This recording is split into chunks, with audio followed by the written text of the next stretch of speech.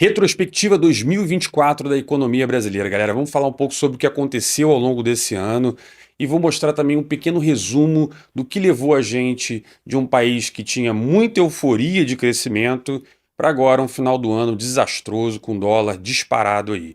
E para começar, vamos falar um pouco sobre como estava o cenário à época, né? Então vocês estão vendo aí o economista-chefe da XP falando que dificilmente a gente enxergaria um dólar aí acima de R$ 5 no final do ano, que 2024 seria muito positivo para a economia brasileira. E muita gente, apesar de ser um economista importante aqui da Faria Lima, concordava com ele. Dizia que sim, provavelmente o Brasil teria um ano muito positivo, à exceção de um criador de conteúdo. Dá só uma olhada nesse vídeo. Porque se for necessário esse país fazer um endividamento para esse país crescer, qual é o problema? Qual é o problema de você fazer uma dívida para produzir ativos produtivos para esse país? Pois é, galera, por isso que eu falo, eu tô aqui explicando para vocês sobre economia, não é sobre política, não é sobre, eu sou a favor do carinha de não sei o quê, eu sou a favor do faz o L. Não, eu tô falando sobre economia. Isso que eu falo que está no caminho errado, e eu falo, estamos no caminho errado, significa dizer que a gente já passou por esse caminho. E provavelmente daqui a algum tempo você vai ver o Humberto Costa de novo. Talvez a gente tenha exagerado um pouquinho. Pois é, galera, esse cara sou eu, e eu falava à época, você pode até olhar a data ali do vídeo, que eu não concordava com isso. Eu achava, inclusive, que apesar da bolsa estar na máxima, apesar do dólar estar caindo, né, despencando no final do ano passado, o caminho estava equivocado. Eu até boto o vídeo do Lula falando que endividamento é isso aí mesmo, gasto é vida, e vambora e tal.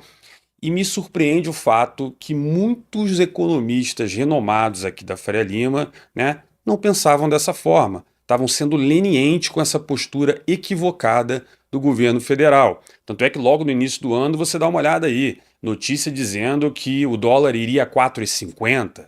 Teve outro gestor aí que falou que um dólar a 4,20 não seria uma surpresa.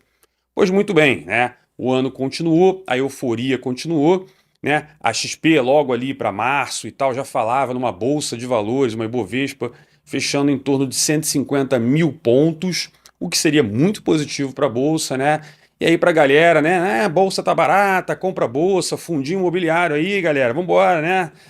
Pois é, né? Acho que se você tem um assessor de investimento aí, de várias casas aqui da Faria Lima, com certeza ele te mandou comprar um monte de coisa dizendo que tudo ia acabar bem, né? Que tudo ia dar certo. Complicado, né? Eu segui ao longo do ano inteiro sendo chato na sala, dizendo que o caminho estava equivocado. Você deve escutar eu falar isso toda hora. O caminho está errado, que esse negócio vai dar merda, que não é tranquilo o que estava acontecendo. E lá para julho já começava a aparecer uns sinais de que a economia estava rateando, que o governo não estava nem um pouco preocupado em ser responsável. Aí a gente já tem de novo aqui o economista-chefe da XP, o mesmo economista, falando que tudo bem, 5 não, mas 6 a gente não vai ver. 6 eu tenho convicção que a gente não vai ver, né, o dólar bater, a economia ainda está bem, né? Então, assim, vai fazer preço médio, compra aí mais fundo imobiliário, compra mais uma bolsinha aí, porque, né, acho que ainda dá para ir e tal, não sei o quê. E o ano foi se desenvolvendo, continuava aquela euforia meio preocupante. Em outubro, a Moody's foi lá e colocou o Brasil próximo ao grau de investimento. Vocês lembram disso? Grau de investimento, né? Porra, agora o Brasil vai virar, né, a meca do investimento internacional. Estamos indo bem, até as agências americanas estão concordando com isso. Vocês também devem ter visto vários influenciadores de esquerda falando isso, à exceção desse cara que vos fala, que fez um vídeo, tá aí no canal, é só olhar, falando que a própria Moody's estava equivocada. Aí já começou a vir a galera, porra, tá de sacanagem. Porra, você diz que os economistas da Faria Lima estão errados, você diz que a Moody's está errada, você é o sertão. Pois é, na verdade o trabalho de um economista, e eu sei que uma porrada de estudante de economista, estudante de economia me segue, é você olhar mais à frente.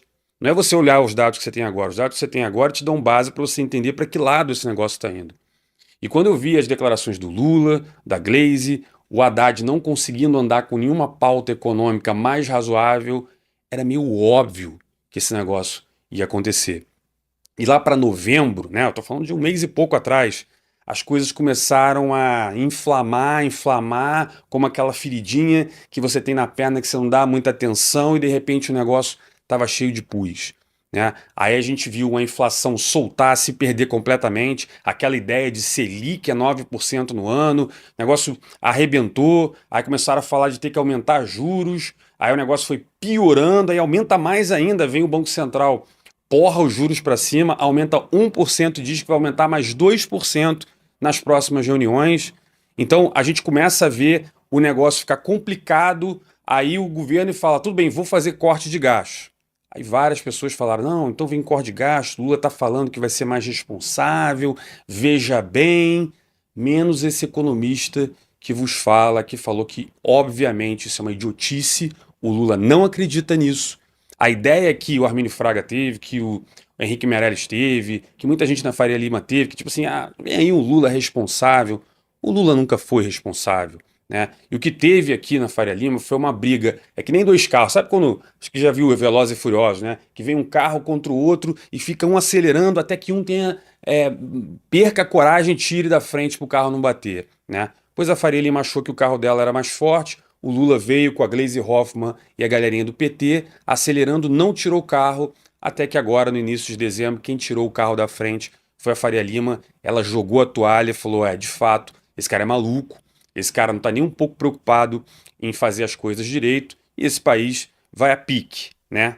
E aí o que aconteceu? O dólar deu uma disparada, a gente começou a ver vários bancos, né? Suíço, americano, banco alemão, dizendo, galera, Brasil afundou, pula fora, e o dinheiro começou a ir embora, e na hora que o dinheiro vai embora, eu sempre falo isso aqui, o cara passa no Banco Central, ele vende os títulos dele do governo, ele troca por dólar e vai embora. Quando você compra muito dólar, o preço do dólar sobe. E quando você vende muito título, a taxa de juros tem que subir para poder fazer com que as pessoas continuem comprando esses títulos, né?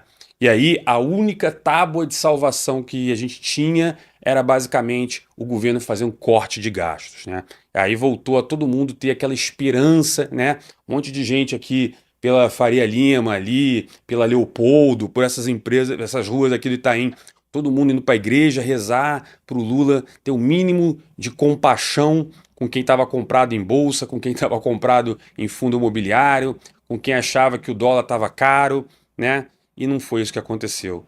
Eles anunciaram corte de gastos ridículo, né? Basicamente não cortou nada, mandou para o Congresso, tipo assim, ó, tá aqui, se vira aí, quem quiser pagar esse pato aí de ter que cortar coisa aí, que corte. E aí, obviamente, o Congresso olhou e falou, porra, não sou eu que vou fazer esse gasto político para defender o PT. Também não cortaram nada, e o que a gente viu nas últimas semanas? A vaca indo pro brejo, né? Aí a gente viu o dólar disparar, aí começou de novo a procurar culpado, o culpado é o Banco Central, que não está comprando dólar, não está vendendo a reserva. Pois muito bem, o Banco Central foi, começou a vender reserva, mas dentro do incêndio que a gente estava tendo, era como o Banco Central pegasse a reserva e jogasse uns baldes de água numa floresta incendiando, né? E hoje a situação que a gente tem é essa.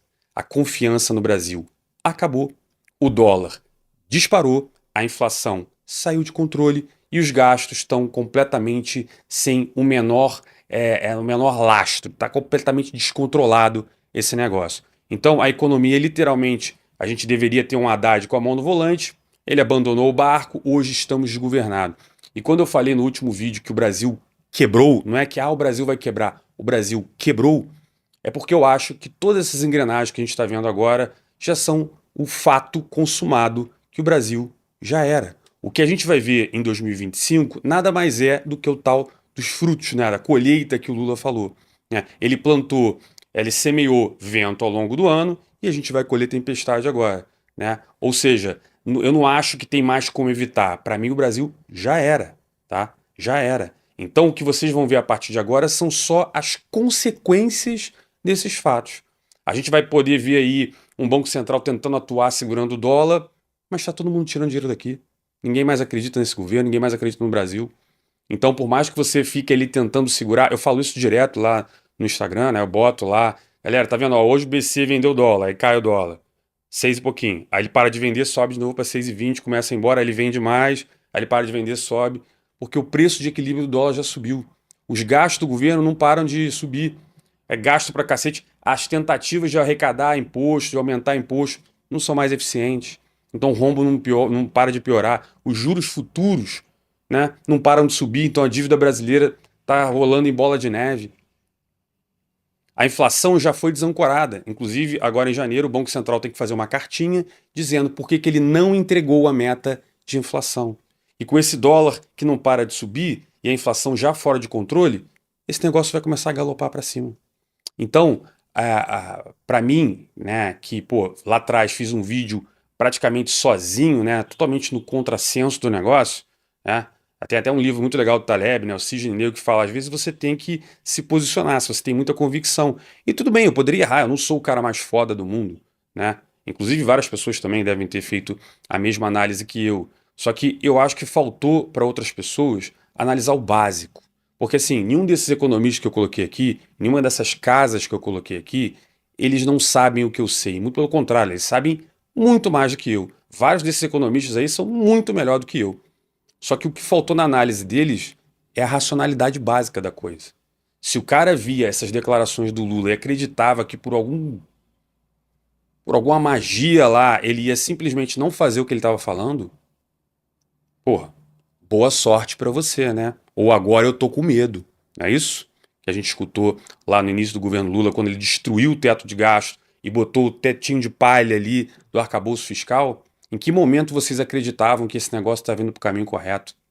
É isso que me deixa preocupado com várias dessas casas que não olharam o básico, a psicologia da coisa. O cara nunca mentiu. Nesse sentido, o Lula nunca mentiu. Falou, vou fazer merda. Só que muita gente passou nesse período assim, não, ele tá dizendo que vai fazer merda, mas ele não vai fazer merda. Não, peraí. Ele disse que vai gastar pra cacete, gasta a vida, mas ele não vai fazer isso, né? Pois é, o cara, pela primeira vez, tava falando a verdade. E todo mundo tá fechando o ano aí, ó, desse jeito bizarro que a gente tá fechando. O dólar em disparada, o euro em disparada, o real desvalorizando pra cacete, né?